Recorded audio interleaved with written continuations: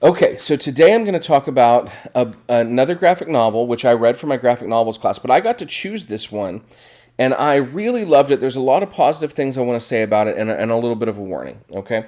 So, first of all, the book that I'm going to talk to you about today is Two Brothers by Fabio Moon and Gabriel Ba, and I hope I pronounced the last name correctly. So, we had to choose in my graphic novel class a graphic novel that was translated from a language that was not Japanese and not French, because there are a lot of graphic novels translated from those languages. I am half Portuguese, and so I was wanting to find something that had been translated from Portuguese.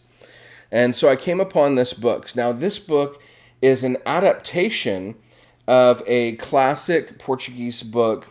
It says, based on a work by acclaimed novelist Milton Hatum. So essentially, this is the story of two brothers who are of Lebanese descent, raised in Brazil, and the one of the brothers, as they get older, they have conflict with one another, but it's a little bit beyond what would be considered normal. And so the family sends one of the brothers back to Lebanon, and one of them stays there. And they grow to resent one another. And it's sort of the drama of their family and their choices, and these two brothers raised differently from one another with different lives and expectations. One of them is very lazy and doesn't seem to be doing anything. That's the one that stays home. The other one is very industrious, and he seems to be the best brother, but maybe he's just better at hiding his darkness. So it deals a lot with the concept of duality, the duality of each individual character, but also of these two twin brothers sort of representing two different ideals.